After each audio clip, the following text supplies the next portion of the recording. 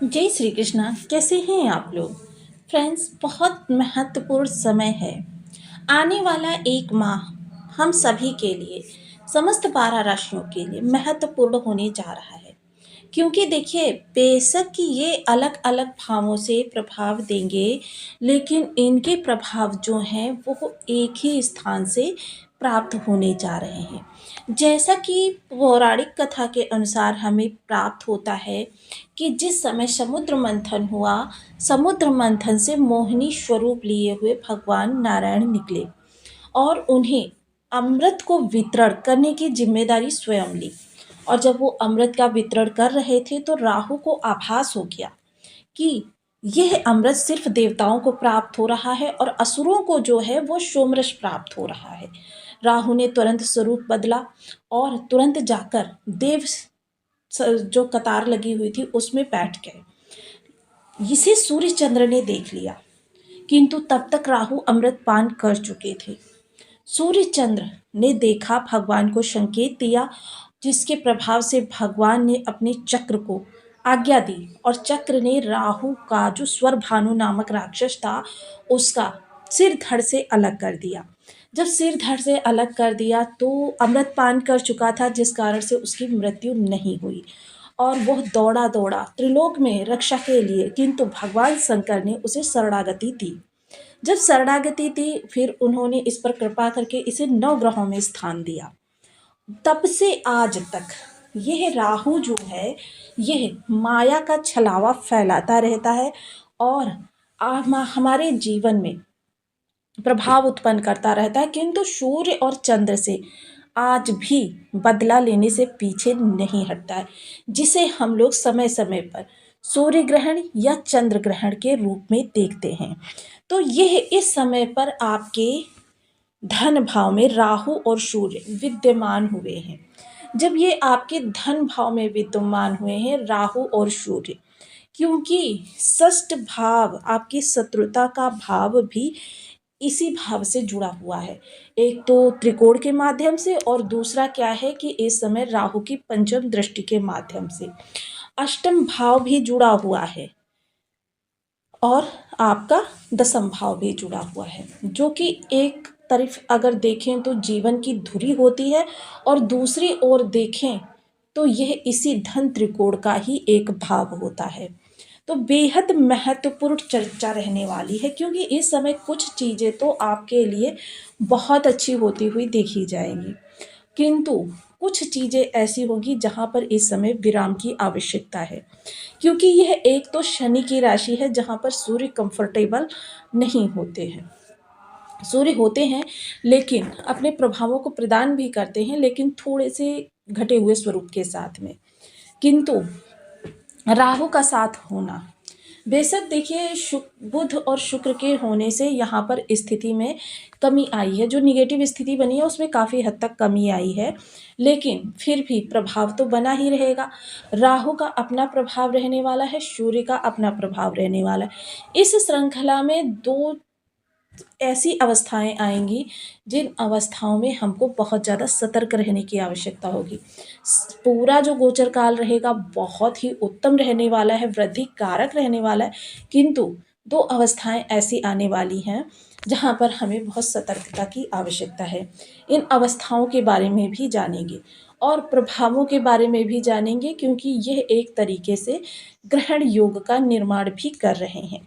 अब इस ग्रहण योग का प्रभाव, क्योंकि ग्रहण योग जैसा कि मैं पूर्व के वीडियोस में बता चुकी हूँ कोई बहुत बड़ा दुर्योग नहीं होता है। हालांकि इसमें थोड़ा सा अगर चीज़ों को सावधानी के साथ मैनेज किया जाए तो चीज़ें हमको बड़े पैमाने पर प्राप्त हो सकती हैं, हमारी चीज़ें बुलंदी की ओर जा सकती हैं। जानेंगे इस पूरे वीडियो में, तो बने रहिए हमारे साथ इस वीडियो में एंड तक। आपको बहुत कुछ जानने के लिए मिलेगा, वीडियो बहुत ज्ञानवर्धक होने वाला है।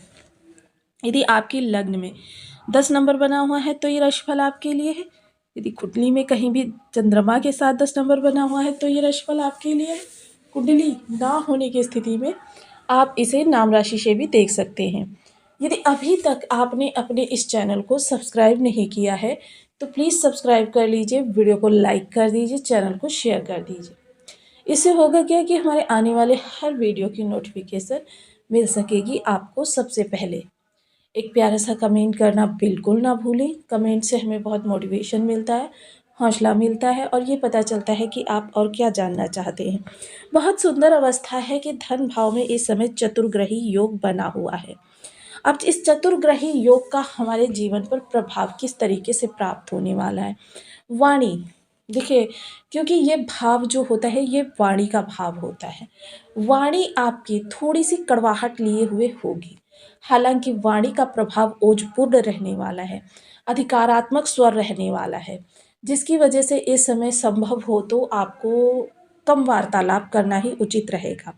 क्योंकि जब आप ज़्यादा वार्तालाप करेंगे तो हो सकता है सामने वाले को आपकी बातें आहत कर जाएं, जो कि लंबे समय तक, क्योंकि मन में पड़ी हुई खटास लंबे समय तक नहीं जाती है। चीज़ों को जितना आप अपने फेवर में करने का प्रयास करते हो उतना नहीं हो पाता है। अब ग्रहण योग की विशेषता ये होती है, चीज़ों में पूर्णता नहीं होती। चीज़ें तो आपको बड़े पैमाने पर प्राप्त होती हैं। मोस्टली अगर सोचा जाए कि आप सोच रहे हैं कि मुझे एक गाड़ी मिल जाए आवागमन के लिए, तो अगर आप सोच रहे हैं कोई छोटी मोटी गाड़ी लेना तो BMW जैसी गाड़ियों आपको प्राप्त हो सकती हैं। किंतु लेकिन क्या होगा कि वो गाड़ी पूर्ण नहीं होगी। पूर्ण से तात्पर्य ये, उसमें हमेशा छोटा सा डेंट स्क्रैच ये चीज़ें लगी रहेंगी, या फिर परिवार में कलह का कारण बन जाएगी कि आप कह रहे हैं कि मैं लेकर जाऊंगी, वाइफ कह रही है मैं लेकर जाऊंगी, या आपके बच्चे कह रहे हैं मैं लेकर जाऊंगा। तो इस तरीके की सिचुएशंस आपको फेस करनी पड़ती हैं। बाकी भौतिक दृष्टिकोण से कहें तो ये बहुत अच्छा होता है। थोड़ा सा कुटुंबियों के साथ इस समय पर आपकी अनबन संभव है, हालांकि जिसका एक इशू मुद्दा ये भी रहने वाला है धन। जो ये मुद्दा धन रहेगा तो इस धन को देखिए, क्योंकि राहु धोखा है, छलावा है, मृग मरीचिका है, तो ये राहु की जो मृग मरीचिका रहेगी इससे आपको बचना होगा। क्योंकि इस समय धन का लेन देन, क्योंकि यह समय आपके लिए कुछ ऐसा ही है कि रिश्तों में थोड़ी सी कड़वाहट संभव है। तो तात्पर्य है कि हम अपना नुकसान क्यों करें। तो इसके लिए आपको देखिए, धन नहीं देंगे तो भी कड़वाहट होगी और धन देने के बाद में मांगेंगे तो भी कड़वाहट होगी। तो इस सिचुएशन से बचे रहें। देखिए, करके बुरा बनने से अच्छा है कि ना करके बुरा बने। वहीं दूसरी चीज़ क्या है, इसका एक कारण आपकी पैतृक संपत्ति भी हो सकती है। इसको भी थोड़ा सा आपको अवॉइड करना है। संभव हो तो ये 1 माह जो है आप थोड़ा सा चीज़ों से दूरी बना कर रखें। पंचम दृष्टि जो शत्रु भाव पर जा रही है, तो देखिए, जहाँ एक और राहु इस समय आपको शत्रु हंता बना रहे, वहीं इस समय नए शत्रु भी जन्म लेंगे। नए शत्रु जन्म क्यों लेंगे? क्योंकि शत्रु हंता आप हैं, ये तो शाश्वत सत्य है। किंतु शत्रु हंता बनने के लिए शत्रु होना आवश्यक होता है। अब शत्रु आपके जो बनेंगे वो थोड़े से गुप्त रूप के होंगे, कि ऊपर से आपसे बहुत अच्छा वार्तालाप करते हुए, किंतु मन ही मन आपके बुरा करने की कामना करते हुए। तो इस स्थिति में आपको आँख बंद करके किसी पर भरोसा नहीं करना है।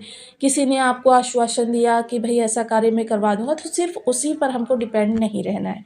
इन गुप्त शत्रुओं से थोड़ा-सा सावधान रहना है, क्योंकि ऐसे में देखिए, हम तो बहुत ज़्यादा डिपेंड हैं, उस पर विश्वास कर रहे हैं, लेकिन बदले में वो हमको छल रहा है, हमको सिर्फ़ झूठे आश्वासन दे रहा है।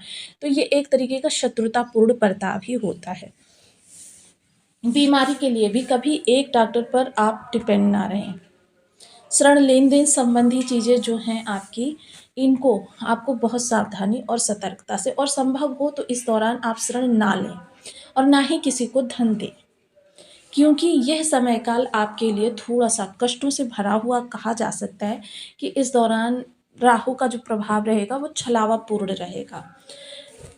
सप्तम दृष्टि जो आपके अष्टम स्थान पर जा रही है, तो इस समय जीवन साथी पर पूरी तरीके से डिपेंड रहना या जीवन साथी को अवॉइड करना थोड़ा सा घर में विवाद का कारण बन सकता है। ससुराल पक्ष, देखिए, इस समय थोड़ा सा ससुराल पक्ष की तरफ से आपको प्रॉब्लम्स आ सकती है, धन को लेकर, रिलेशंस को लेकर, या कुछ छोटे मोटे इश्यूज आपके सामने आएंगे। इनको संभव हो तो समझदारी से या किसी बड़े बुजुर्ग की ही सलाह से, क्योंकि बड़ा बुजुर्ग, इतना बड़ा बुजुर्ग कि दादा तुल्य हो, ऐसे की सलाह लेकर कार्य करेंगे तो सारे कार्य आपके निर्विघ्न संपन्न होंगे, आपके पक्ष में होंगे।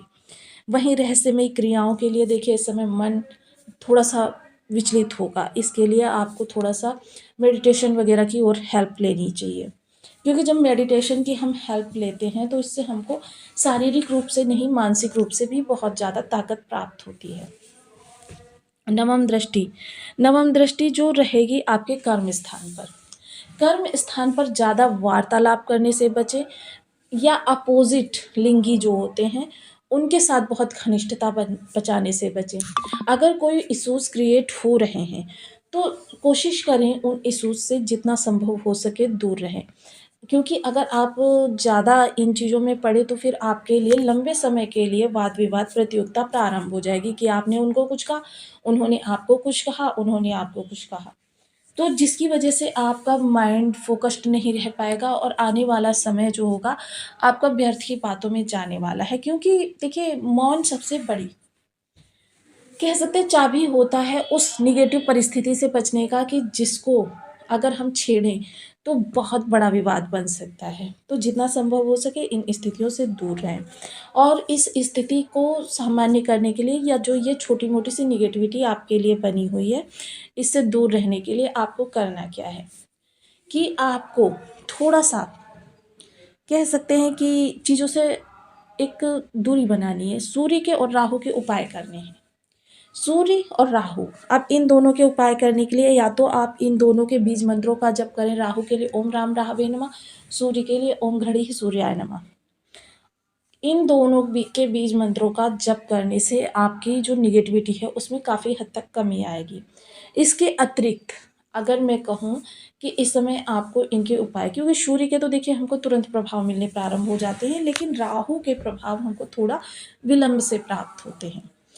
सूर्य के लिए नित्य प्रति सूर्य को अर्घ दे सकते हैं। अपने कार्य को पर्टिकुलर समय पर करने की आदत डालें। देखिए, प्रत्येक कार्य नहीं हो सकता, लेकिन सोना जागना, खाना पीना, नहाना, ये सारी चीज़ें तो आपकी समय निश्चित करके की जा सकती हैं। साथ ही साथ